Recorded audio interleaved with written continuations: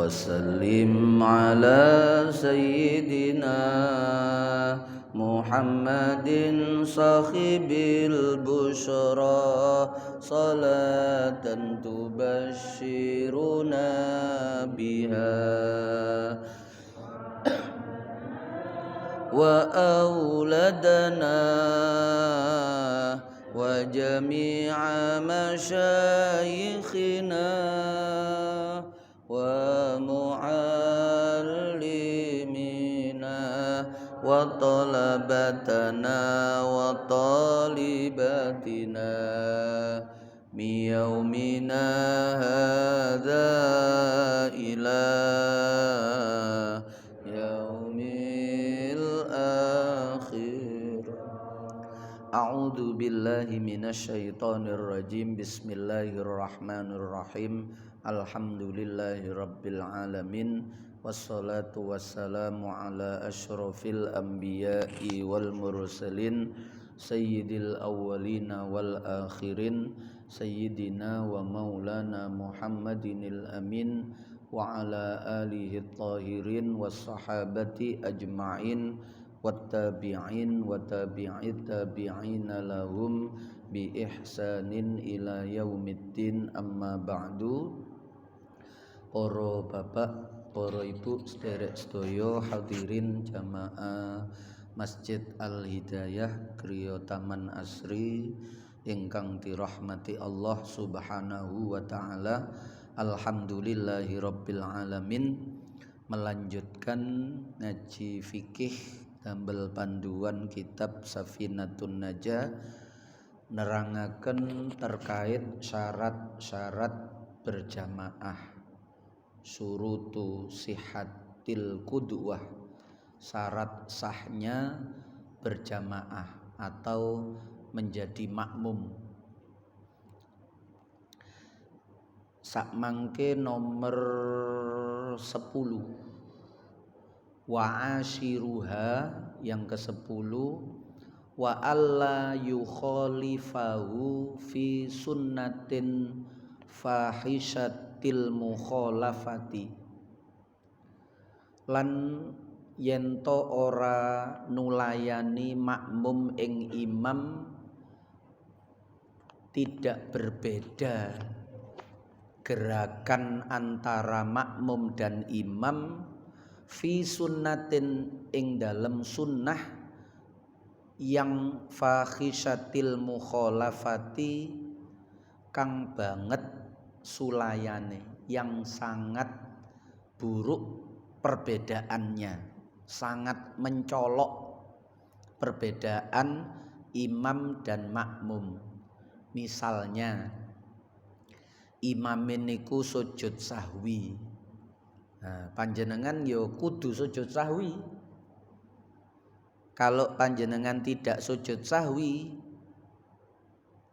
sangat mencolok perbedaannya. Meskipun niki sunnah, imam sujud 2 kali, jenengan meneng mawon, walaupun itu sunnah, tapi ketika imam sujud sahwi, makmum wajib mengikutinya. Jadi tengerane ngenten, lho aku gak ro perkara ya. Misalnya jenengan niku makmum masbuk, nggih, masuk di rakaat ketiga ketika sholat isya, ternyata imam tadi rakaat kedua tidak tasyahud awal, kan mboten ngerti urusane wong melbu masjid rakaat ketiga, ndak tahu kalau rakaat kedua tadi imam ternyata meninggalkan tasyahud awal, tahiyat awal. Kan kalau meninggalkan tahiyat awal niku disunnahkan sujud sahwi. Jenengan baru masuk masjid rakaat ketiga sehingga ndak tahu. Lah, ndak tahu sekalipun nek wis wayahe imam niku tahiyat akhir, duduk tahiyat akhir, wayahe salam kok sujud. Wah, iki berarti sujud sahwi imam iki. Berarti tadi ada peristiwa yang menyebabkan imam iki sunnah melakukan sujud sahwi. Maka kita sebagai makmum nggih kudu melok, nggih. Ndak boleh berbeda yang mencolok. Lah nek lho aku gak ro wis meneng ae. Nah niku mboten angsal. Imam ketok sujud, jenengan harus paham, oh iki sujud sahwi. Maka saya harus ikut. Niku maksudnya ngonten nggih. Atau sujud tilawah. Nah niki sing sering jarang soal ini. Nek sujud sahwi niku lebih sering dibandingkan sujud tilawah. Ada bacaan imam itu yang di situ terdapat ayat sajdah. Sak Quran niku enten 14 ayat. Biasane nduk pinggire nek jenengan tadarusan niku jenengan tingali pinggire niku enten jobone garis niku, di luar garis itu ada tulisan as-sajdah. Biasanya di ujung ayatnya itu ada gambar kubah masjid ngoten niku. Atau kalau tidak ada kubah nggih malah ada tulisan sajdah niku. As-sajdah. Nggih. Di situ misale niko wasjud waqtarib. Nah niko terakhir ayat niku. Wasjud waqtarib. Dadak imame niki sujud tilawah. Maka panjenengan yo harus sujud tilawah. Nggih. Nah niki sing gak ngerti imame di elingno subhanallah, pikire makmum sing gak ngerti kan wayahe rukuk. Nggih. Lah kok imame bablas sujud. Niku jenenge sujud tilawah. Quran memerintahkan sujud, kita nurut wong nduk jerone salat. Tapi kok seandainya imamnya itu tidak sujud, jenengan nggih gak perlu sujud tilawah dhewe. Sebagai makmum niku lho nggih. Sebagai makmum jenengan ndak boleh sujud tilawah dhewe. Wah, imam iki ya apa wong ana ayat sajdah kok gak sujud tilawah. Wis tak sujud tilawah dhewe. Lah niku malah fakhisatal mukhalafah niku. Wong imam berdiri meneruskan ayat atau imam kemudian rukuk, kita malah sujud. Meskipun niku sujud tilawah kok balik-balik. Ndak boleh ngonten niku. Niki maknane alla yukhalifahu fi sunnatin fakhisatil mukhalafah.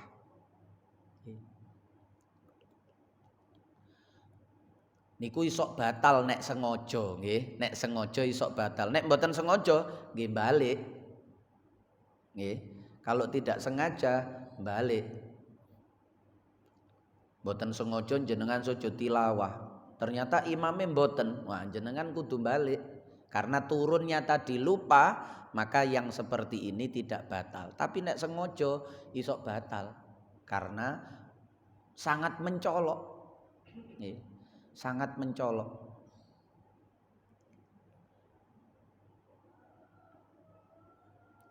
Pun. Yang ke-11 wa ayyuta bi'ahu lan yento ngenut mbureni. Maksudnya pergerakan makmum niku mengiring-iringi. Niku ngenut mbureni ngonten. Mengiring-iringi gerakan imam.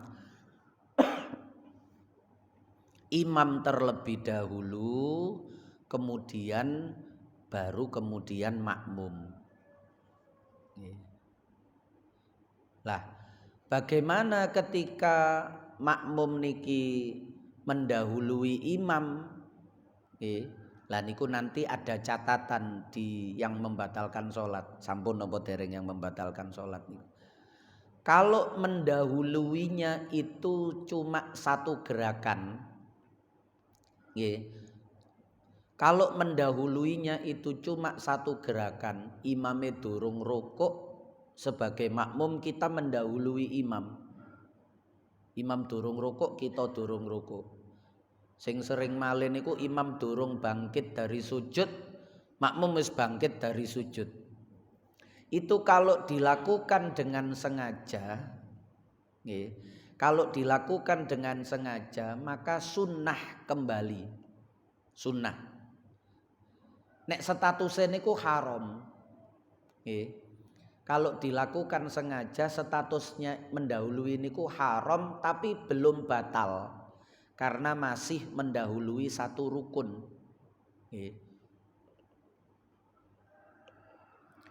Baru batal itu kalau mendahului 2 rukun fi'li. Misalnya tanpa udzur nggih. Tanpa udzur niku nggih sengaja niku wau. Misalnya imamnya masih berdiri, makmum mendahului rukuk 1. Imam belum rukuk masih berdiri, makmum mendahului iktidal, bangkit dari rukuk. Imam masih berdiri, dereng rukuk, dadak makmume budal sujud. Lah ngenten iki batal salate makmum. Begitu dia meninggalkan iktidal untuk sujud, batal. Tapi kalau nyalip 1 rukun niku haram. Haram niku nggih dosa, gak konsekuen dengan niat makmuman tadi. Wong makmuman kok disii imam. Iktidaan kok disii imam, maka haram. Tapi sholatnya belum batal. Itu kalau dilakukan sengaja sunnah kembali. Kalau dilakukan tidak sengaja ya sudah wis. Wis ditunggu mawon, mboten usah balik malih. Nggih, mboten usah bolak-balik, mboten usah. Ditunggu saja.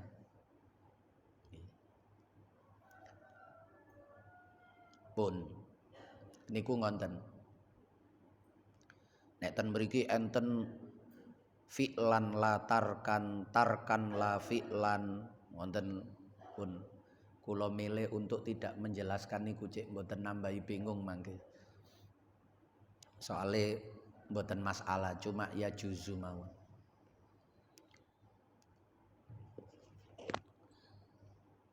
Niku yang terakhir. Sekarang faslun suwarul qudwah tis'un. Suwarul qudwati utawi pira-pira contone berjamaah. Menungso niki secara garis besar niku ada 2 kelamin. Tapi sebenarnya ada kelamin ketiga yang memang sangat langka, sangat jarang. Bahkan tidak diketahui, cenderung dirahasiakan. Yaitu berkelamin ganda. Terakhir sing masuk berita niku lare Semarang niku. Akhire napa niku dheweke milih menjadi laki-laki. Nggih. Dadi ket cilik didandani ibuke perempuan. Karena ketika itu memang ada seperti kelamin perempuan, terus di atas kelamin perempuan itu muncul kecil ngonten. Iki benjolan ta opo. Ternyata semakin hari kecil itu menjadi kelamin laki-laki. Tapi ibu niki kecilik wis ndandani perempuan. Lama kelamaan lare niki condonge kepada laki-laki. Nah niku punya 2 kelamin. Niku nek cara fikih saderenge bahas contohnya berjamaah yang ada 3 kelamin itu, niku nek cara fikih statusnya sebenarnya harus diperjelas. Dia itu ikut laki-laki atau perempuan. Nek cara fikih niku kan ngukumi dhahir, mboten ngukumi batin. Batin itu kecondongan hati. Nek bencong-bencong niku lanang, Pak. Cuma kecondongan hatinya perempuan. Bukti perempuannya ndak ada, kelamin perempuannya ndak punya. Beda kali kasus sing kula critakno di Semarang itu tadi. Itu dia punya buktinya. Memang ada kelamin laki-laki, ada kelamin perempuan. Lah sing kula bahas sing niki. Niki kalau dalam fikih istilahnya itu khunsa. Kha nun sa alif bengkong, alif layyinah. Itu diperjelas dulu. Diperjelasnya bagaimana? Dari 2 kelamin yang ada itu, yang fungsi itu yang mana? Niku maksudnya nahkumu bidzawahir. Mboten delok kecondongan hatinya mboten. Nggih, sebab kecondongan hati niku iso penyakit. Wong jelas lanang kok macak wedok, utawa jelas wedok kok macak lanang. niku kan salah pergaulan. Nggih. Dipertegas dengan mana kelamin yang berfungsi. Oh ternyata yang berfungsi itu kelamin perempuan, berarti dia dihukumi perempuan. Berarti kelamin laki-laki niku cuma aksesoris tok, ndak fungsi. Ketok ono wujute tapi nek pipis mboten saking mriku, berarti statusnya perempuan. Atau sebaliknya, berarti statusnya laki-laki. Niku carane ngonten. Untuk menentukan saya sholat itu pakai mukena atau tidak, batasan menutupi auratnya ikut laki-laki atau ikut perempuan, itu cara memperjelasnya dilihat mana dua kelamin itu yang berfungsi. Atau kalau ketika memasuki usia balik ternyata mengeluarkan darah haid, wah nek niku jelas perempuan karena laki-laki ndak mungkin haid. Nek sampai mengeluarkan darah haid maka pasti itu statusnya perempuan. Tidak melihat kecondongan sifat tomboynya itu, sifatnya kelaki-lakian niku mboten dilihat, wong jelas haid kok. Macak lanang niku ya tomboy. Nah niku fikih niku nahkumu bidzawahir. Yang dilihat itu sisi lahiriahnya. Pun niku caranya begitu. Lah yang repot itu kalau dua-duanya fungsi. Niki lebih jarang lagi. Dua kelamin itu sudah jarang, dua-duanya fungsi. Jadi yo kadang pipis nggawe kelamin laki-laki, kadang metune nggawe kelamin perempuan, utawa malah metu bareng. Nggih. Nah niku repot. Lah itu kalau di fikih ditambahi mboten sekedar khunsa tapi khunsa muskil. Dua kelamin yang membingungkan. Ki lanang apa wedok karo-karone niki jalan. Nggih.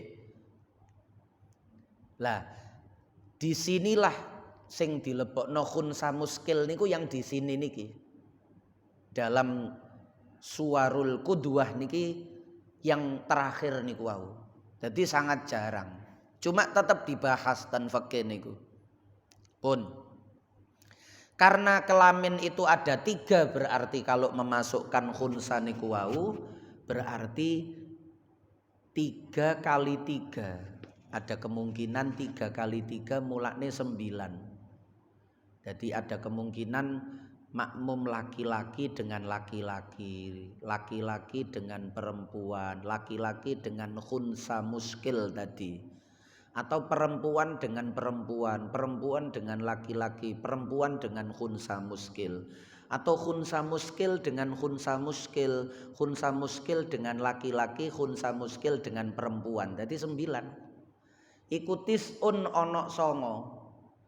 9 itu dibagi yang 5 sah, yang 4 itu tidak sah. Posisi makmumnya siapa, imamnya siapa dari 3 jenis kelamin tadi itu. Sekali lagi yang lumrah niku ya 2. Nggih, ten KTP mboten disediani, khunsa ngoten mboten disediani nggih, karena sangat jarangnya itu dianggap tidak ada. Nek jenengan mboten ngerti ya gak masalah. Nggih. Tapi kalau sudah kondang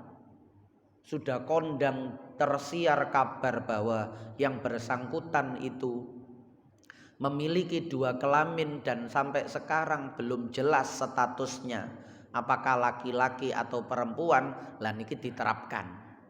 Pembagian dalam kitab ini diterapkan.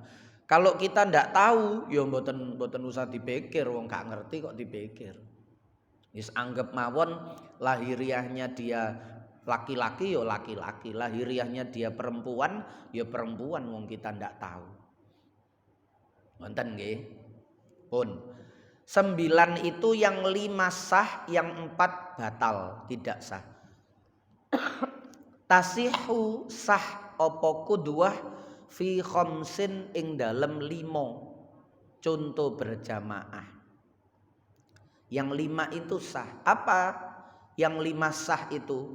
1 qudwatu rajulin bi rajulin. Berjamaahnya makmum laki-laki dengan imam laki-laki, mboten masalah. Panjenengan laki-laki, imamnya laki-laki, beres, sah pun. Okay.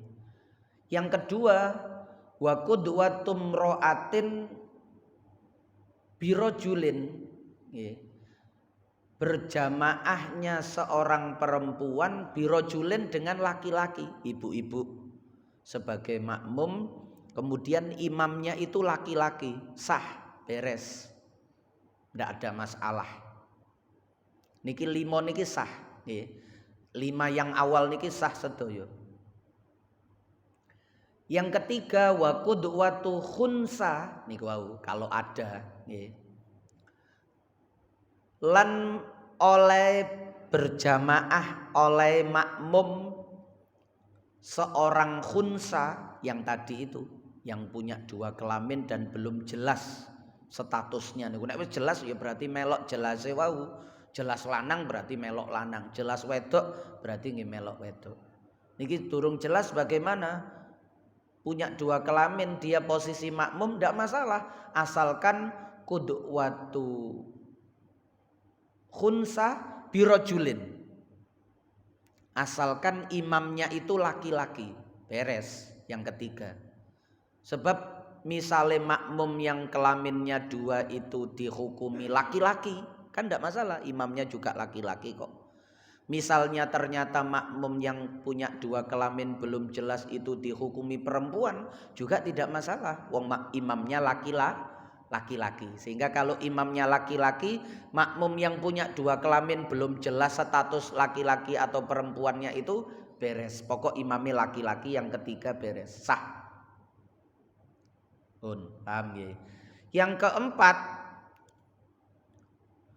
wa qudwatum ra'atin bi khunsa, lan oleh, tapi niki nek wis tersiar luas dan belum jelas status laki-laki perempuannya, ternyata niku ada 1 dan pantes didadekno imam misalnya, maka makmumnya perempuan, imamnya khunsa itu juga sah. Yang keempat niki qudwatum ra'atin bi khunsa, makmumnya perempuan, imamnya khunsa. Tapi niki nek tersiar jelas nggih, wis ero kabeh kelamine loro arek iku, wong iku belum jelas apakah dia kelamin laki-laki atau perempuan karena dua-duanya berfungsi misalnya, dan belum keluar head sehingga gak iso dihukumi lanang apa wedok, isok lanang isok wedok. Itu kalau posisi menjadi imam dan makmumnya niki perempuan, nek ade ono makmum laki-laki nanti masuk yang batal itu. Makmumnya itu perempuan, beres. Karena seandainya imam yang khunsa ini, yang keempat niki, seandainya imam yang khunsa ini ternyata dihukumi perempuan misalnya, tidak masalah, perempuan dengan perempuan.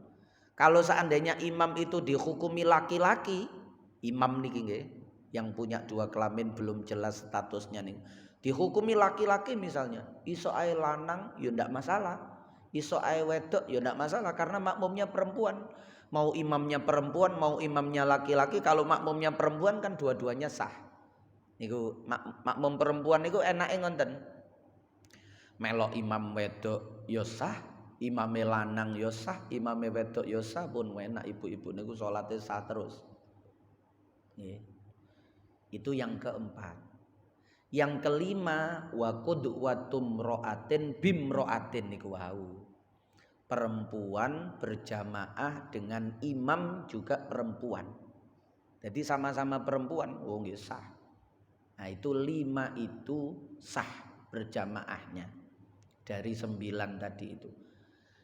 Yang 4 terakhir niki batal. Wa tabtululan batal.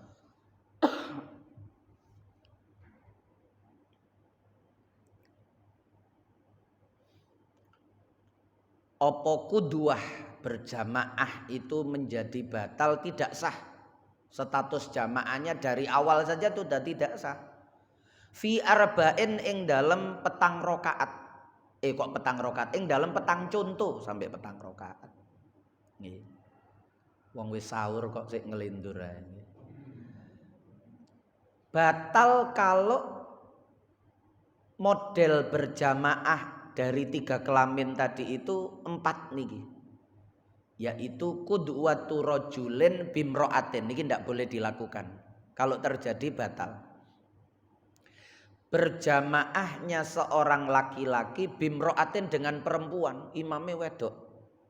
Nggih, imamnya perempuan, makmumnya laki-laki. Nah, ndak sah. Nggih. Sebab beda.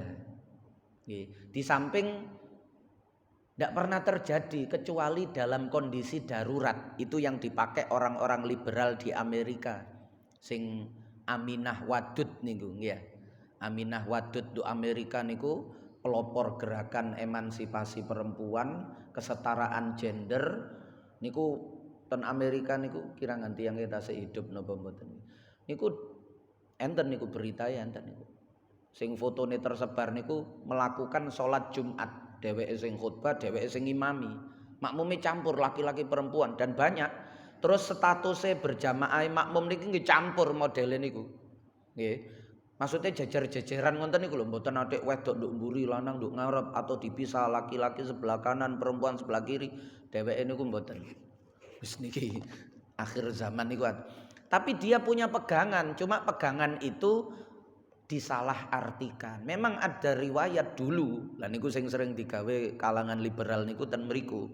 Ya ana riwayat iku ana. Nah niku mulakne napa-napa niku jangan ada hadisnya ngoten niku jangan. Kembalikan kepada para ulama dulu bagaimana ulama menilai hadis itu.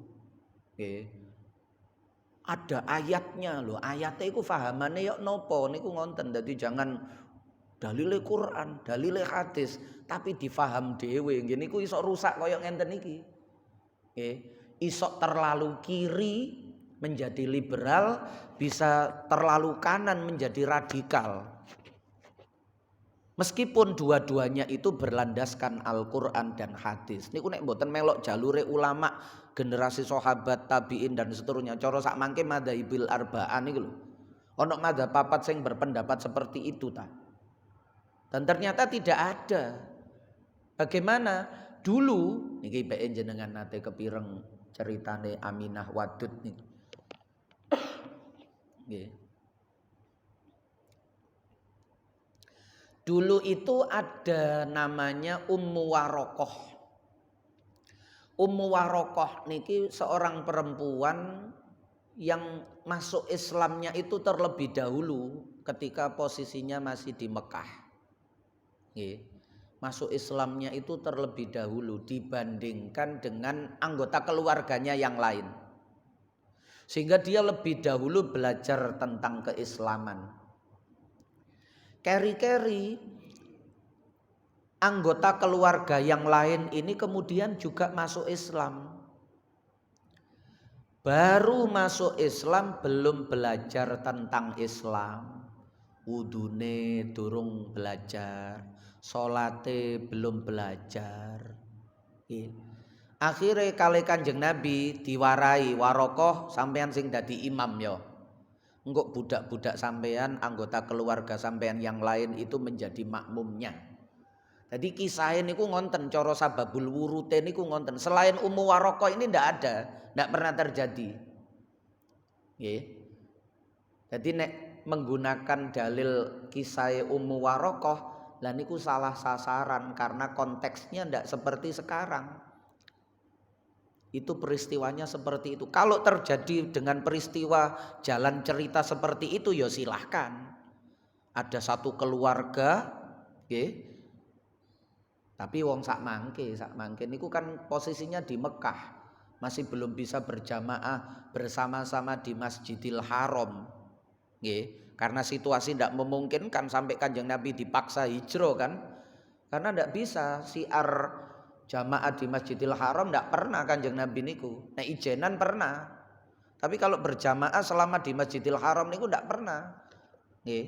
Di samping memang perintah berjamaah itu setelah hijrah ke Madinah. Nggih, setelah hijrah ke Madinah. Jadi kisahnya begitu. Kalau mengalami kisah seperti Ummu Warokoh itu baru boleh. Karena bagaimana wong yang laki-laki kalau dijadikan imam wudune mawon gak iso. Atau bahkan salate yo gak ngerti, yo apa salat iku? Nggih. Syarat rukunnya bagaimana ndak tahu ya wis. Kalau terjadi seperti itu di suatu masyarakat yang laki-laki padha gak ono nggih. Sing ono gak ngerti. Sekaline ono laki-laki gak ngerti. Nggih, mboten teges. Wudu gak iso, salat gak ngerti syarat rukune. Wah nek niku didadekno imam nggih kacau. Maka perempuan yang harus menjadi imam kalau situasinya seperti itu. Ngonten nerapno hadis niku. Mboten di generalisasikan dikatakan boleh karena ada contohnya mboten. Nggih, niku pentingnya mengembalikan pemahaman Quran hadis kepada para ulama.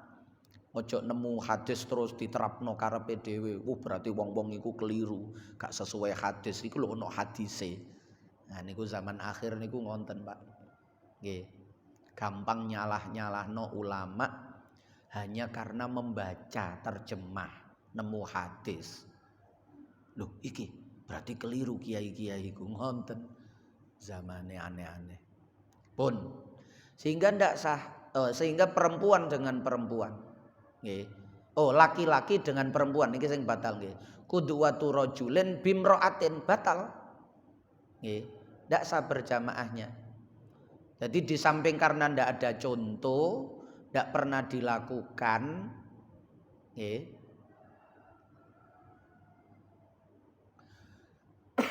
Juga niku wau merusak proses salat berjamaah niku sebab beda. Wong laki-laki dengan perempuan itu beda. Perempuan itu ketika menjadi makmum imamnya laki-laki saged khusyuk. Tapi nek makmume niku laki-laki imame perempuan apa maning ketok imame. Wah niku gak sida salat. Nggih, imame sujud didelok ae bokonge teko mburi imam niku. Karo makmume niku. Wong makmume lanang. Nggih. Nah itu sebabnya laki-laki sholatnya jangan di belakang perempuan itu kan maksudnya ngonten. Nggih. Tapi terjadi itu kalau situasi darurat. Nggih, lah nek darurat nggih wis gak iso dihukumi. Biasanya koyok sholat Id yang membludak. Yang laki-laki justru datangnya belakangan ndak uman tempat akhirnya di belakang perempuan lah. Ngonten iku wis meremai sholate nggih. Ojo malah toleng goleki sing ndi ya ngoten. Wis merem mawon nek niat salat. Nggih wis yakin mboten niat salat niat melek niku. Nggih. Lho iku kok gede ngono. Nah wis ngonten niku. Niku wong lanang niku pancen nggo pikirane kok disetting koyo ngonten niku ya napa ceritane. Nggih. Sementara kalau laki-laki kalau perempuan tidak ketika menjadi makmum. Jadi nek darurat koyo ngonten niku pejamkan mata. Lu jarine salat merem iku makruh, melek luwe makruh malih. Nggih. Melek niku luwe makruh malih kalau situasinya seperti itu. Merem mawon awal sampai akhir merem. Wong merem yo gak batal salat. Nggih. Malah lebih membantu kekhusyuan salat. Sami kalian jenengan salat makmume di depan laki-laki tapi nggawe kaos sing akeh tulisane ngoten niku. Utawa malah enten satu kejadian makmum ngarepe niku nggawe kaos sing mburine niku gambar yang tidak senonoh ngoten niku. Wis ngoten niku merem mawon. Nggih.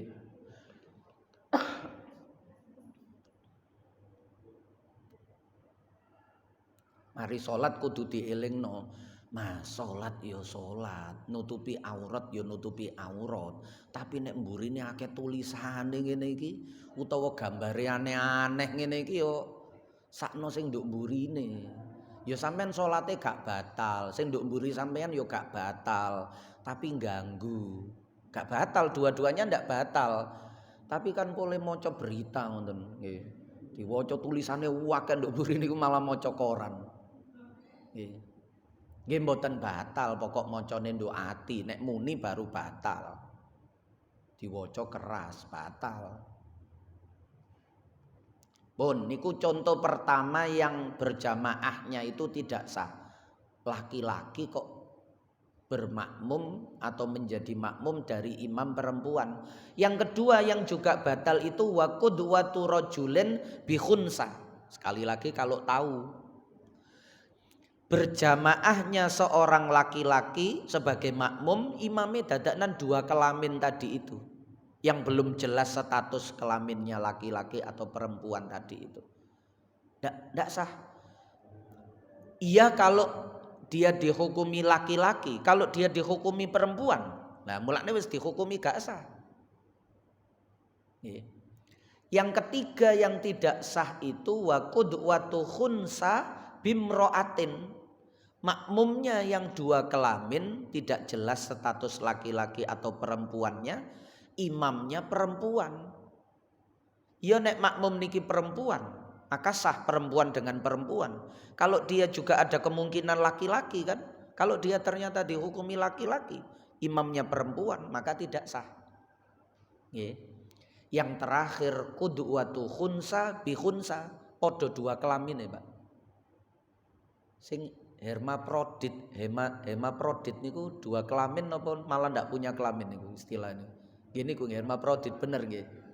Nah niku dia bisa jadi laki-laki, dia bisa jadi perempuan. Nggih. Wah niku gawat. Makmume yo ngono, imame yo ngono, wis ndak sah. Karena bisa ada kemungkinan makmumnya itu bisa kemungkinan laki-laki, imamnya bisa kemungkinan perempuan. Ya kalau laki-laki dengan laki-laki, perempuan dengan perempuan, atau laki-laki dengan perempuan dengan laki-laki. Kalau laki-laki dengan perempuan, lah pun wis gak sah. Itu 4 itu begitu, tidak sah. Pun niki didamel tanya jawab mawon. Faslun surutu jam'it taqdimi, jamak takdim, wallahu a'lamu bissawab. Al-Fatihah.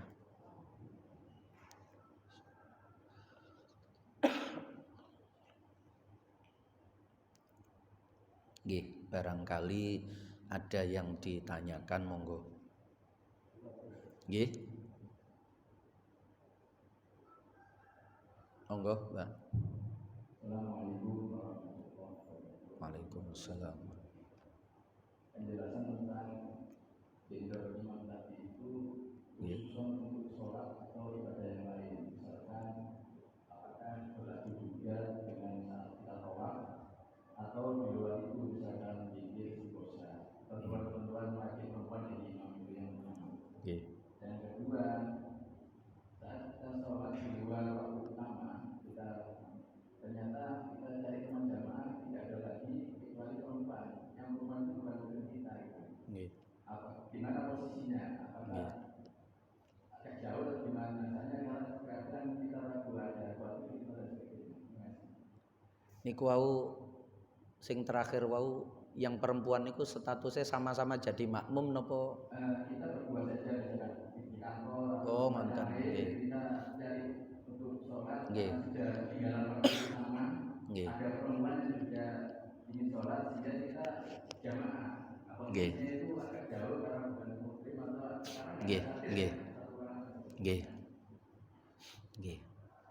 Yang pertama, karena tidak terkait dengan keabsahan sah atau tidak, niku memang hanya terjadi di dalam sholat.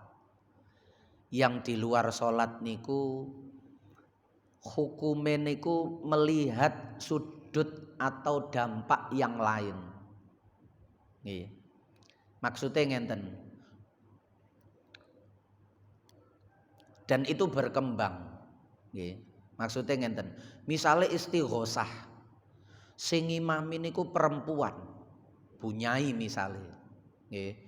Makmume niku laki-laki. Niku tidak masalah secara dasar. Secara asal tidak masalah, karena dalam konteks zikir niku mboten enten ngonten-ngonten niku ndak ada syarat yang seperti berjamaah tadi itu tidak ada.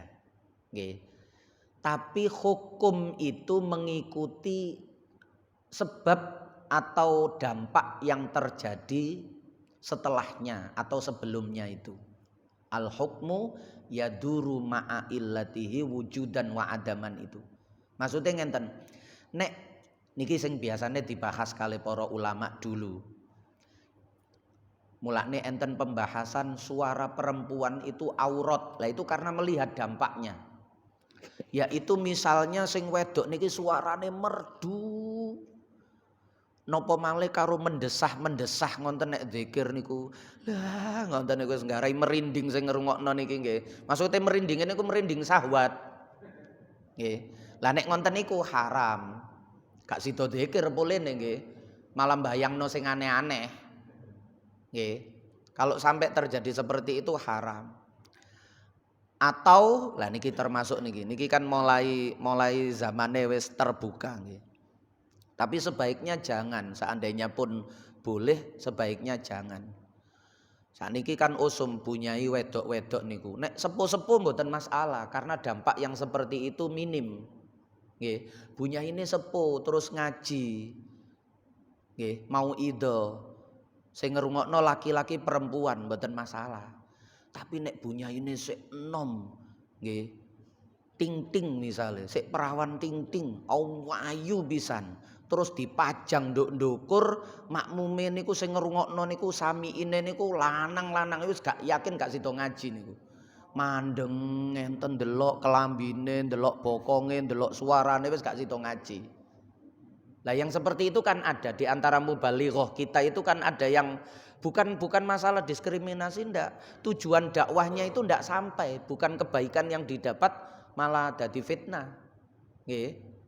Akhirnya kan yang terjadi digodha wong sing ngrungokno niki wis umur, sing mau idho niku wedok-wedok sik nom-nom, kinyis-kinyis pisan, macak menor nduk-ndukur, nggih.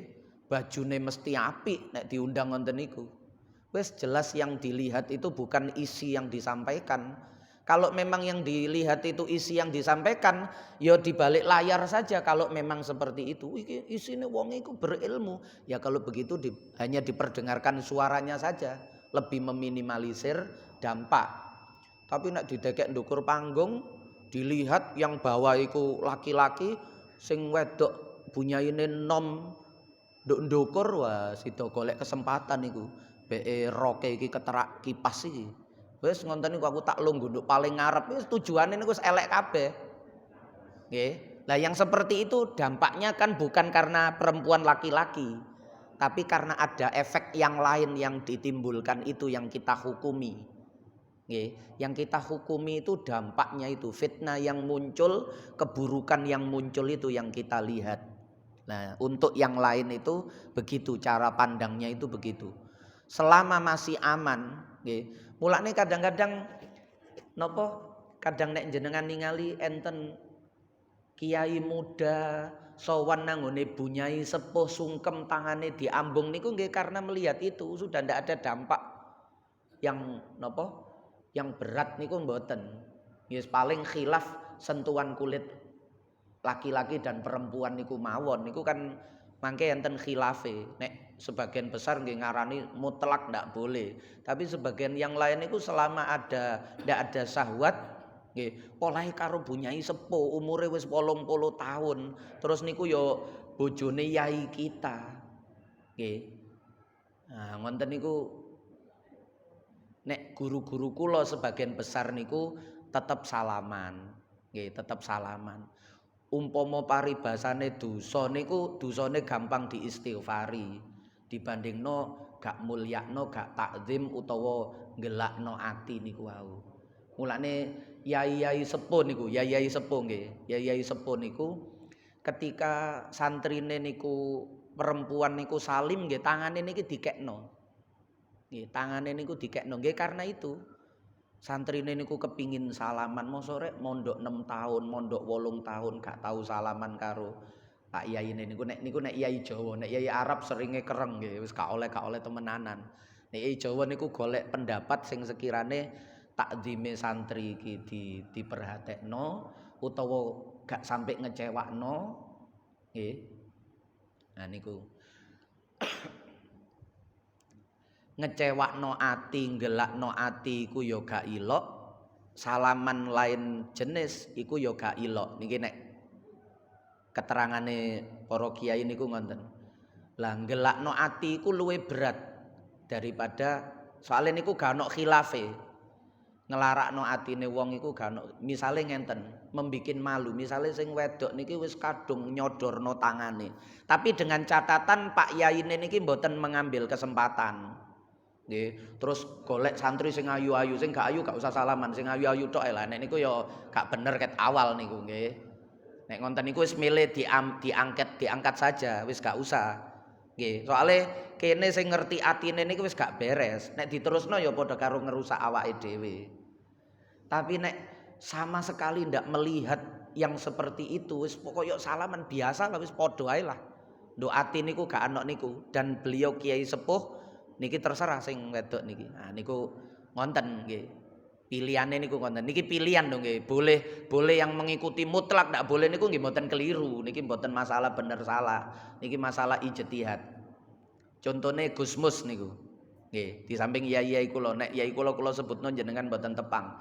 Gusmus niku ngonten, ketika kula ro dhewe, ketika takziah kepada saat wafatnya Yai Sahal Mahfud niku. Nggih, pas kula tumut takziah mriku, pas barengan kali Gusmus niku Mbah Yai Mustofa Bisri niku. Niku selesai takziah, beliau niku badhe keluar. Ternyata santri putri niku wis siap badhe salim. Santri putrine Mbah Yai Sahal niku wis siap badhe salim. Begitu beliau masuk mobil enten sing ndawuhi, "Yai, niku santri putri kepingin salaman." "Oh iya," langsung mudhun. Terus salaman niku wau. Karena santri putrine wis padha baris siap ngoten niku. Lah niku terus di kesempatan yang lain tapi tidak dijelaskan di situ. Yai Mustofa Bisri niki nyerangno, yaiku Yai Maksum Ali, Yai Ali Maksum Krapyak niku, mantan Rois Am juga niku, putrane Mbah Maksum Lasem niku. Nggih, Yai Ali Maksum niku juga begitu. Kali santri-santrine perempuan niku nggih nek salaman tangane nggih dikekno. Itu argumentasinya begitu, hujahe ngoten. Nggih. Nek jempokan kulit laki-laki perempuan niku masih ada khilaf. Contohnya madzhab Maliki lho, madzhab Maliki wudu lanang wedok. Sentuhan kulit niku kan gak batal, asalkan tidak syahwat. Jadi ono catatane asalkan tidak syahwat niku. Sing elek niku syahwate niku menurut madzhab Maliki. Nek madzhab Syafi'i kan wis kabeh lanang wedok bukan mahramnya sentuhan niku batal. Nah niku sementara menyakiti niku jelas haram, nggelakno ati wong niku mengecewakan niku elek. Lah sing iki khilaf, sing iki muttafaq. Lah dipilih sing mbuak sing muttafaq niki. Elek sing disepakati iki dibuak, ngelakoni elek sing sebagian ulama ngarani elek, sebagian ngarani gak elek niki lho. Niki luase ulama kita niku ngonten. Maksudnya kula maringi pandangan ngenten niki jenengan baik ketok ana yai kok salaman karo santrine wedok niku nggih kaya ngenten niki hujahe niku. Pun. Yang kedua, nggih niku sama mirip-mirip. Yang dijaga niku kan fitnah. Nggih, yang dijaga niku fitnah. Kalau memang di ruangan itu ndak ada seorang lain pun nggih wis salat dhewe-dhewe mawon. Nggih. Salat sendiri saja daripada nanti beresiko nggih. Difoto karo wong napa malih sak mangke niki ana foto terus dibagekno nang ngene istri jenengan. Jenengan laki-laki dadi imam nggih. Terus makmume niki wedok di depan itu ada cendela. Di foto diposisikan berdua.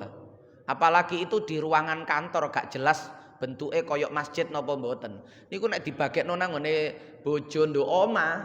Lho, jangan-jangan wis nikah siri iki nonton kok berjamaah berdua nggih.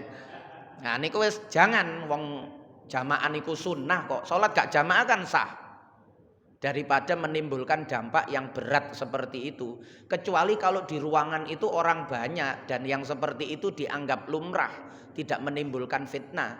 Coro golek posisi sudut foto ngonten ndak bisa kecuali wong akeh. Nggih. Itu pun kalau terjadi seperti itu yang baik untuk meminimalisir sunnah juga. Asalkan masih dalam satu ruangan nggih. Itu perempuannya jangan tepat di belakang laki-laki. Yus ado ngoten lho. Pokok sak ruangan kan enggak masalah. Yang penting tidak mencapai pinten nika 300 dirok nggih.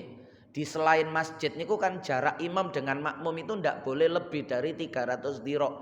300 dhira' itu 120 meter. 1 dhira' itu 40 cm. Itu sah satu ruangan. Jadi cara niki ruangan kantor, aula kantor besar ngoten nggih, mboten masjid. Ya wis sing laki-laki itu jamaah nduk kene lah, ibu-ibu perempuan, wah aku daripada salat ijenan, aku tak berjamaah karo iko wong sing nduk ngarep iko, mbo sapa iko gak kenal aku jamaah. Lah itu boleh. Status berjamaahnya ibu-ibu niki boleh. Nggih. Atau memang sepakatan, ayo jamaah ayo tapi sampean nduk pojok mburi aku pojok ngarep. Cara nek wong moto ngoten ndak terdugakan bahwa iki ada sesuatu. Kok iso wong loro iki jamaah berduaan wis mesti geger niku nggih. Gampang viral niku nggih. Nah niku ngonten, jangan kalau memang berdua saja jangan. Nggih. Karena sholat sendiri juga sah. Nggih, daripada nopo masuk ke api fitnah. Iku kan ngonten terus Kanjeng Nabi, man hama haulal hima yusiku ayyaqafi. Siapa yang bermain-main di dekat jurang ya iso kejegur jurang niku mepet-mepet nyerempet-nyerempet bahaya niku nggih. Iso ana sing moto moro-moro dikirimno nang ngene bojone sing gak seneng ya. Wah iki kesempatan iki cek geger iki nggih. Kirimno nang ngene WA bojone tak gawe nomor sing tidak dikenal iki. Wah niku kesempatan nih. Jangan nek cara kula jangan. Nggih, sampun. Enten malih? Nggih, monggo.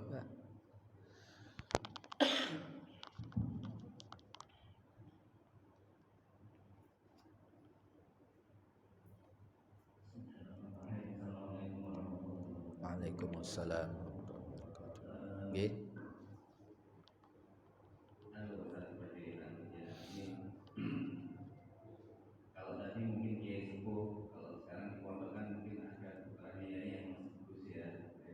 Nggih.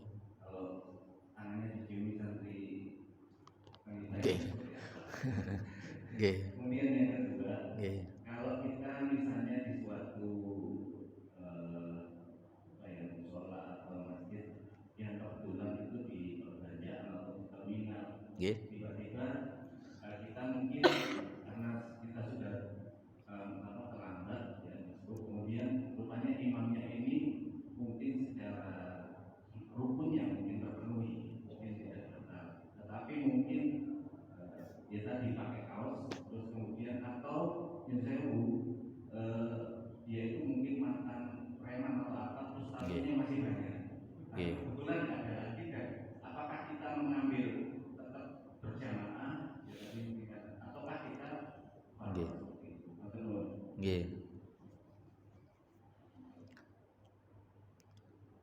nek gus-guse sik enom niki kurang percaya kula nggih.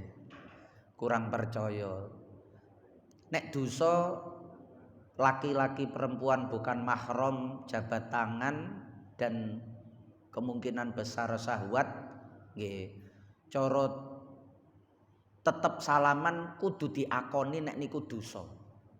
Cara salaman kadang situasinya itu kayak tadi iku. Sing wedok niku wis kadung ngulurno tangan terus ana perasaan ya apa iki sing wedok wis kadung ngene ditolak. Sakjane nek ditolak nggih mboten napa-napa. Tapi kadang orang itu punya gaya sendiri. Ada yang memang sejak awal itu tegas. Pokok laki-laki perempuan tidak. Nggih. Sing kathah kiai Arab, nek kiai Jawa nggih niku wau 50-50 niku wau nggih. Ana sing mboten enten sing bersedia niku. Tapi kalau toh kemudian bersedia dan di hati niki nek cara kula sing posisi menjadi laki-lakinya niku. Nggih. Di situasi yang ketika kita itu ndak enak kalau ndak jabat tangan. Oleh sing wedok niki wis kadung ngene engko nek ditolak niku merasa malu. Malu niku ngenten lho. Ada perasaan begini, tiang estri niku kan gampang kecewa, gampang merasa dipermalukan nggih. Aku kok koyok seperti perempuan yang tidak punya harga diri. Kok sampai aku sing nyodorno tangan terus sing lanang iku ndak merespon meskipun niku guse. Misalnya sampai ada perasaan seperti itu kemudian akhirnya tangan niki disodorno niku nduk atine kudu tetep ngakoni nek niku dosa wis kari istighfar ngoten mawon. Dadi munine lesane muni barakallah tapi atine astagfirullahaladzim, astagfirullahaladzim ngonten. Niku kudu ngonten cara mensikapinya. Paribasane urip niki kan ya mesti ana dosane, tapi di antara dosa itu kan ada yang kita di posisi dilema, ada yang di posisi kita itu memang mengejar dosa itu. Lah sing temen elek, sing sak temene elek itu ketika kita di posisi mengejar itu. Jadi pancen diniati, wah santrine kene ayu-ayu wis. Dheweke diundang ceramah ten nggone pondok niku. Golek-golek dalan ngliwati santrine. Gak salaman nah, ayo kene. Nah, pancen golek-golek lah nek niku jelas elek niku. Tapi kadang-kadang ada dilema gitu tadi. Nggih. Niku elek tapi dilema, Pak. Lah yang seperti itu tetep kudu ngakoni niku dosa, mboten oleh gak apa-apa masih syahwat gak apa-apa. Lah niku ya napa wong syahwat kok gak apa-apa. Itu pilihan akhirnya begitu. Akui itu sebagai dosa, tinggal kita istighfar. Ngapunten Gusti yo napa wong kaya ngenten kok lari-lari niku kecewa, beke atine gelo. Nggih, nah niku misale ngoten. Utawa enten sing pilih aman, sing kula ningali pilih aman niku contone Yai Basori Alwi Malang niku Singosari. Niku beliau gawe selontongan tangan. Nggih. Nah niku ngonten mawon nek adik kuwatir ngecewakno gawe niki selontongan tangan sepeda motor niku nggih utawa kaya petinju ngoten nggih. Dadi nek salaman kan sing dijempuk kan sarung tangan, ndak ada sentuhan kulit. Cara fikih kan mboten dilarang. Maksudnya mboten batalno wudu ya gak haram asalkan tidak ada syahwat wong ndak ada sentuhan kulit. Nah niku nek kula tingali wah iki Yai sinten? Yai Basori Alwi niku pilih jalur tengah nggih. Wong Jawa iku biasa, salaman niku biasa, lanang wedok wong Jawa niku biasa. Nek wong Arab mboten biasa, Pak. Nggih. Tapi di satu sisi nek duduk mahrami niku yo masalah nggih. Akhirnya jalur tengahnya ngonten kula tingali. Panjenengan nek di posisi itu lebih baik niru kaya Yai Basori Alwi ngoten. Dadi engko nek nang ngone tempat sekirane akeh jamaah perempuan kepingin salaman, gawe sarung tangan. Wah yo wis salaman gawe sarung tangan. Aman kari mripate merem ngonten mawon nggih. Nah niku solusi Pak. Kok kiai kita niki pinter nek gawe solusi niku pinter. Mulane Islam nduk Jawa, Islam nduk Indonesia niki luwes betul sehingga mudah diterima. Mudah diterima, berkembangnya itu pesat. Karena memperhatikan sisi psikologis juga. Mboten kok model tekstual gak oleh wis aja atik mbantah. Awakmu iku iman apa enggak ngoten mboten wis. Tapi sik tarik ulur nggih, tarik ulur. Wong iki awam, wong iki sik tas kenal Islam. Engko nek gak diladeni engko salah paham. Nah, ngoten masih tahapan pendidikan niku sangat diperhatikan. Lah niku nek dihukumi karo wong jaba niku ndelok sisi lahiriahnya saja. Yo opo sih iku gak ro kejadian di lapangan. Praktek di lapangan itu bagaimana situasinya itu? Perasaannya bagaimana? Nek nduk jaba yo langsung gampang hukumi. Haram iku ya mesti mawon wong dihukumi kulite tok. Nggih. Haram mesti wong dihukumi kulite tok, tapi ada permainan psikologis di situ. Tarbiyah di situ, proses dakwah di situ, proses pendekatan di situ. Nggih. Nah niku ngonten. Yang kedua, iki sing selain tato ndak masalah. Nggih, sing selain tato niku ndak masalah. Ndak masalah niku nggih paling banter niku makro. Nggih, paling banter niku makro. Loh, aku ngerti iki imame iki mantan preman iki. Nggih, iki premane terminal iki. Ya saiki wis tobat. Atau malah sik durung tobat pun. Pokok dheweke la ilaha illallah kan pun sah. Shallu khalfaman qala la ilaha illallah. Kalian salatlah di belakang siapa saja yang penting sama-sama la ilaha illallah. Niku Kanjeng Nabi ngonten. Tapi nek cara fikih ana hukum makruh ketika imam itu mubtadi. Imamnya itu ahli bid'ah. Ahli bid'ah niku nek biyen sisi akidah. Nek sak mangke khilafiyah diwara bid'ah. Niku mboten bid'ah wong khilafiyah kok. Ana sing ngelakoni, enten sing mboten, ulama iki mengatakan boleh, ulama ini tidak, niku mboten bid'ah. Niku khilafiyah. Kowar-kowar bid'ah itu hanya klaim sepihak saja. Bid'ah niku sing sifatnya akidah. Seperti mengatakan Allah itu punya fisik. Allah itu jisim, namanya mujassimah. Allah itu ada sifat bidak atau badak baru tahu sekarang. Allah baru tahu sekarang. Kemarin Allah belum tahu. Kaya akidahe wong Syiah. Utawa Mujassimah kaya akidahe wong Wahabi. Mengatakan Allah itu punya tangan, punya kaki, punya wonten niku kan. Nggih. Terus fisiknya Allah itu duduk. Lah niku. Mulane jenengan nek terjemah niku hati-hati. Ada bahasa bersemayam di atas. Bersemayam niku nggih manggon. Nggih. Karuan dikatakan istiwa ndak masalah. Allah istiwa atas aras. Mboten di, gak atik di. Allah istiwa atas aras. Sebab ala niku atas, gak atik di atas. Nek di atas niku menunjuk tempat, tapi ala itu ndak menunjuk tempat. Nah niku ten meriku banyak terjadi napa? Tergelincir di dalam bid'ah akidah. Biyen niku ketika menyebut bid'ah itu akidah. Nggih akhir zaman niki mawon bid'ah itu terkait amaliyah. Nggih, amaliyah niku terkait khilafiyah. Iki ngelakoni, iki enggak, iki ana ulamae, iki ya ana ulamae niku berarti khilaf. Bukan bid'ah. Bid'ah itu dalam sisi akidah itu jelas bid'ah. Lah yang seperti itu hukumnya makruh. Makruh. Karena apa? Karena beliaunya masih la ilaha illallah. Sehari-harinya masih la ilaha illallah. Cuma akidahnya ada yang menyimpang. Tapi sik la ilaha illallah. Nganten lho nggih. Akidahnya menyimpang tapi sik la ilaha illallah. Lah niku makruh. Makruh itu karena dengan la ilaha illallah itu sebenarnya sudah memurnikan Islamnya. Tapi begitu dia membahas, ketika dia bicaranya itu sudah menyimpang dari koridor akidah. Tapi kok la ilaha illallah maneng. Lah niku kan makronya di situ. Kalau jelas-jelas dia murtad, ya ndak boleh diikuti. Kecuali terkait tato tadi itu. Kalau tato itu khilaf. Nggih. Khilaf itu begini. Apakah orang yang sholatnya pakai tato itu dihukumi sah atau tidak? Niku khilaf. Nggih. Ada yang menghukumi tidak sah. Kenapa? Karena niku dianggap melakukan sesuatu yang haram.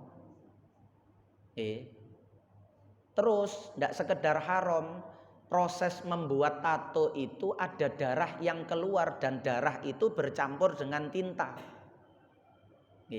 Darah itu bercampur dengan tinta. Waktu jarum tembus kulit niku lho nggih. Niku kan mesti dilapi dan itu ada darah yang keluar.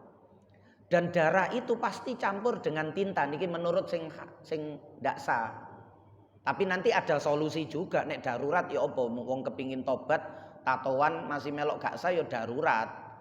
Darurat itu namanya li hurmatil waqti itu bagaimana lagi?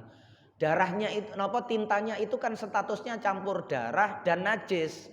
Terus najisnya itu tidak dimakfu karena najisnya itu dikeluarkan dalam posisi melakukan keharaman yaitu mentato niku. Mentato niku kan dilaknat, nggih. La'anallahul wasimah wal mutawassimah. Niku nato dan yang mentato. Allah melaknat. Niku berarti haram nek sampai Allah melaknat niku. Lah karena itu haram keluarnya tinta beserta darah najis dilakukan dalam posisi mengerjakan haram, maka ndak dimakfu meskipun sedikit, meskipun ndak bisa dihilangkan. Niku melok pendapatnya sing haram. Alur nalar fikih, cara berpikir manhajinya itu begitu. Tapi ada yang berpendapat sah. Sah itu loh haram kan waktu mentato. Ketika sudah selesai apalagi dia bertobat, yo haramnya itu wis ilang. Lah terus iku darah yang campur iku mang enggak. Darah itu sendiri-sendiri.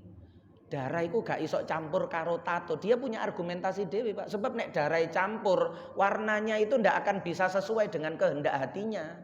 Kepingin warna hijau, nek campur darah merah dicampur hijau berubah, Pak. Nggih, padahal pasti warna tinta yang dimasukkan itu sesuai dengan yang dimaksud. Nek ngelebokno ijo dadine ya ijo, nek ngelebokno kuning ya dadine kuning. Walaupun sing diusap niku pancen ana darah tipis.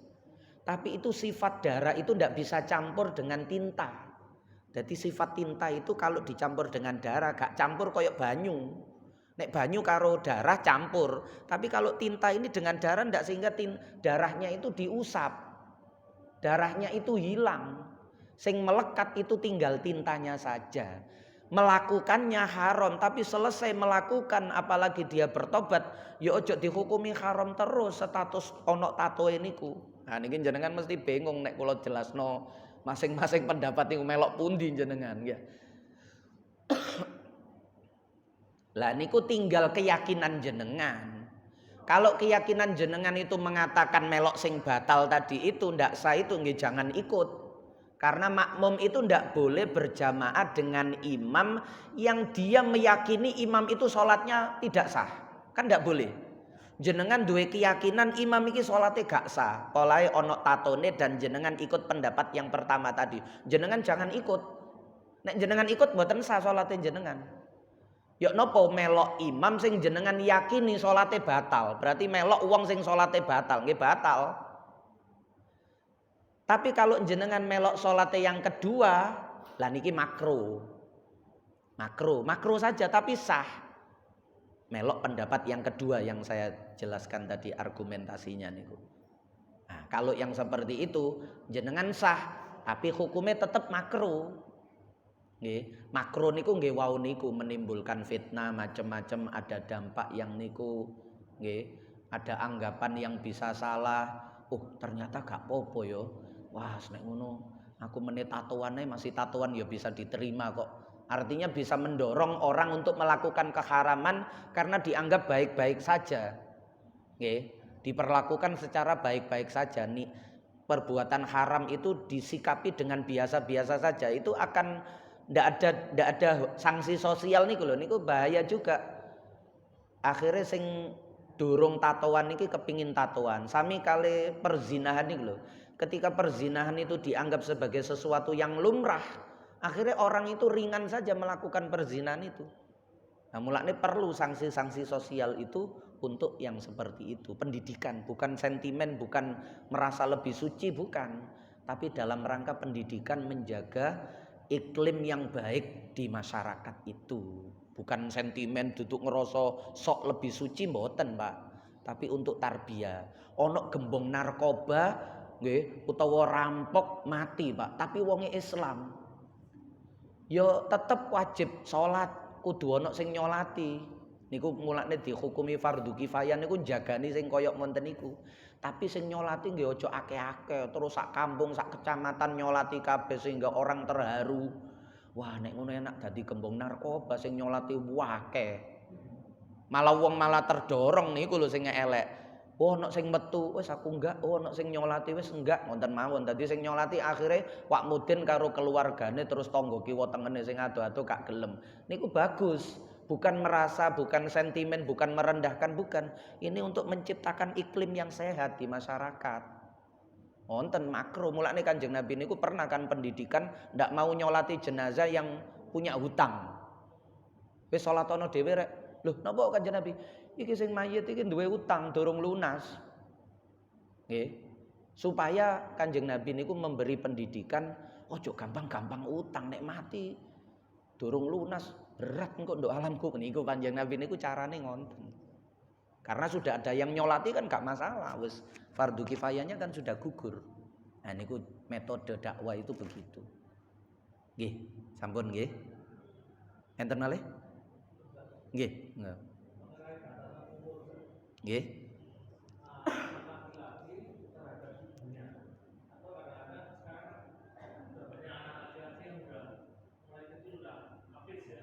Nggih. Terhadap makmuman lain yang kira-kira bacanya lebih fasih yang lain-lain itu gimana? Nggih. Yang pernah disampaikan dulu, selama imamnya itu niki terkait bacaan nggih. Terkait bacaan. Selama imamnya itu bacaannya tidak sampai merusak makna dari Fatihah, maka tidak masalah. Nggih. Meskipun rodok pelat-pelat. Maksudnya pelat-pelat niku mboten fasih. Nggih. Waya ro iki diwaca tarkik utawa diwaca tafkhim, ngoten niku kan sulit. Iki wayahe idhar syafawi, iki idgham. Terus diwaca mboten idgham. Waya idgham terus dibaca tidak idgham. Niki cara makna kan tidak rusak. Dari segi tajwid saja yang keliru, tapi dari segi makna kan tidak rusak. Wong pancen lafate ngonten. Nggih, maknanya tidak rusak, maknanya tidak rusak. Nggih, waya idgham tidak diidghamkan. Nggih. Diwaca idhar. Yang seperti itu yang dimaksud. Selama tidak merusak makna maka tidak masalah. Maksudnya standar imame kudu sing qori, fasih, tajwidnya itu bagus niku mboten. Tidak menjadi standar keabsahan berjamaah. Yang menjadi standar berjamaah itu imame iki Fatihah nek maca model ngono batal apa enggak? Nek batal karena merusak makna, ganti ayat jenenge. Nek ngerusak makna niku jenenge ganti ayat. Maka berarti Fatihah bacaannya tidak sah. Kalau bacaan Fatihahnya dihukumi tidak sah, berarti nanti berdampak sholatnya juga dihukumi tidak sah. Jadi dilihat saja bagaimana imam itu.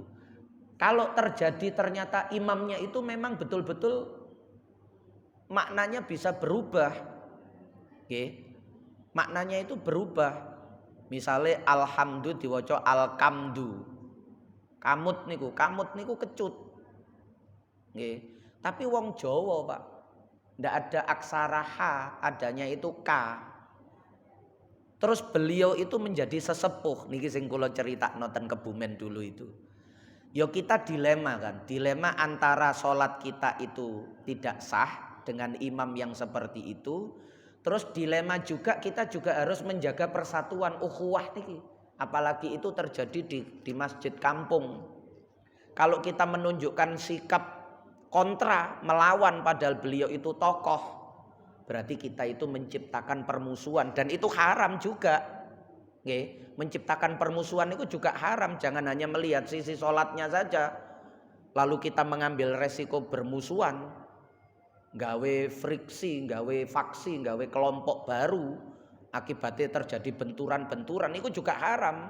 Nggih, wala tafarraqu niku dilarang. Wa'tasimu bihablillahi jalil. Lah itu bagaimana? Solusinya kita tetap ikut sholat demi menjaga ukhuwah. Perkara iku gak bener engko iso didandani titik-titik, bisa jadi butuh proses panjang, bisa jadi sampai beliaunya wafat baru bisa digantikan dengan imam yang bacaannya lebih bagus. Karena posisi beliau itu tidak tergantikan. Beliau yang punya tanah, kakeknya yang wakaf dulu misalnya. Terus beliau yang menghidupkan kampung dari nol kemudian menjadi kampung yang penghuninya itu sholat. Terus jenengan pendatang mau menggeser hanya gara-gara bacaannya itu bagus. Kan tidak bijaksana nih namanya. Dan itu loh. Yang seperti itu juga harus melalui pertimbangan yang matang. Jangan hanya melalui sisi fikih saja. Nek cara kula tetap sholat. Kalau punya keyakinan nanti itu ndak sah, kita nanti iadah. Kita nanti mboten iadah istilahnya, kita nanti kodok, kita ulang lagi. Salat yang pertama itu hanya untuk menjaga persatuan niki wau. Nggih. Sebab ada lagi, tapi niki biasanya ulama tasawuf. Nggih. Gusti Allah iku gak ndelok lafate niku enten, tapi nek cara fikih ndelok lafate tetep nggih. Ada yang ulama tasawuf itu wis gak ndelok lafate. Lafat itu ngoten niku enten. Nggih. Sebagian ulama tasawuf itu ada. Contoh nggih niki penutup. Contoh niku kula maca nangone manaqibe Habib Ahmad bin Hasan Al-Attas. Niku peristiwa ten Hadramaut. Ada suatu enten ulama besar berkunjung ke situ, berkunjung ke kampung itu. Niki nggih kampung habaib nggih. Dadak muadzine niki. Muadzin di tempat itu adzane niku kacau. Adzane niku kacau wis gak iso diarani adzan ta. Moro-moro hayya 'alal falah. Lho, durung Allahu Akbar kok langsung hayya 'alal falah ngoten misale. La ilaha illallah. Allahu Akbar. Wis diwolak-walik ngoten lho. Terus muni apa gremeng gak jelas ngoten niku. Lho, iki adzan ta apa iki? Wong jadzab ngoten niku lho, majdzub ngoten niku nggih. Terus lah kok kiai-kiai kene Habib kene kok meneng ae. Niki tamu, Pak. Biasanya wong gak paham situasi niku ngonten pancene menilai dari sisi lahiriahnya saja. Terus akhirnya sowan nang ngone sing sepuh di kampung niku. Cara yai, Beb, bagaimana muadzin seperti itu kok dikasih ruang, kok dikasih tempat, kok nggak dilarang? Terus yai sepone niki, Habib sepone niki balesine ngenten. Fungsine adzan niku apa? Ya panggilan supaya orang datang sholat berjamaah. Lah sampean delok wong-wong iki teko jamaah apa enggak? Nggih datang semua, ya wis. Wong-wong lho wis teko, ngoten niku. Niki lho cara pandang seperti ini lho, kita itu kadang-kadang perlu nggih.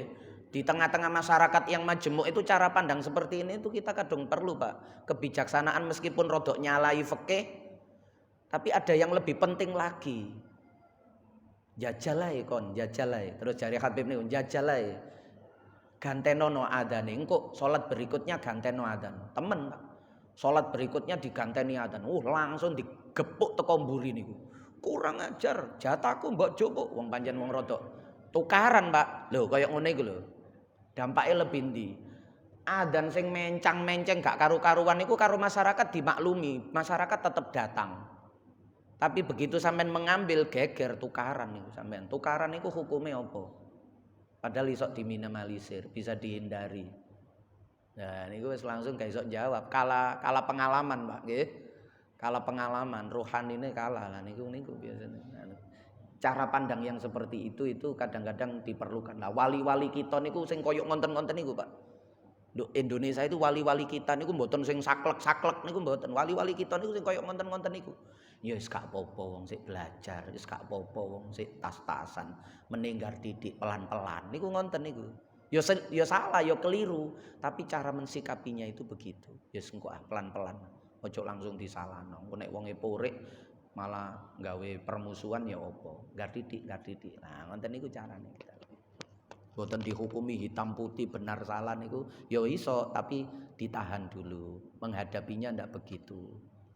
Niku ngoten. Sampun Maulaya sholli wa sallim daiman abada ala habibika khairil khalqi kullihim huwal habibul ladzi turja syafa'atuhu likulli haulim minal ahwali muqtakhimi ya rabbi bil mustafa balligh maqasidana waghfir lana ma madha ya wasi'al karami ya arhamar rahimin ya arhamar rahimin ya arhamar rahimin farrij 'alal muslimin. Ngapunten ingkang kathah sama-sama ditutup kafaratul majelis sing boten enten udzur saged ikut jamaah duha nggih. Subhanakallahumma wa bihamdika asyhadu alla ilaha illa anta astaghfiruka wa atubu ilaik. Wassalamualaikum warahmatullahi wabarakatuh.